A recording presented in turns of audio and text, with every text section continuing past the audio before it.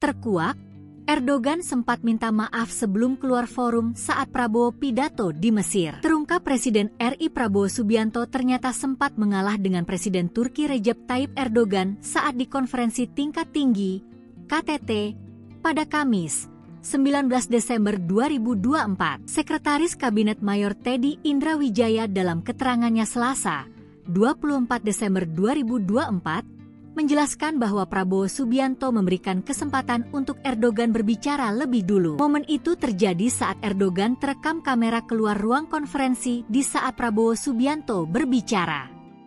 Video itu pun viral dan membuat spekulasi liar yang menyebut Erdogan sengaja walk out saat Prabowo Subianto berbicara. Namun ternyata isu walk out itu salah. Erdogan ternyata memiliki kepentingan lain di tengah KTT D8 tersebut. Dalam momen tersebut, Erdogan ternyata sudah meminta izin kepada Prabowo Subianto untuk keluar ruangan konferensi. Kata Teddy mengutip wartakotalive.com, sebelum keluar ruangan Erdogan juga sudah meminta izin dan memohon maaf kepada Presiden RI Prabowo Subianto.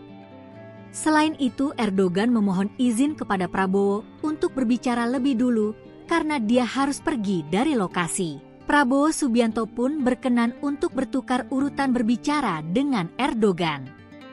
Teddy menyampaikan, Erdogan juga meminta maaf karena harus pergi lebih dulu. Setelah kesempatan Erdogan berakhir, barulah giliran Prabowo yang berbicara.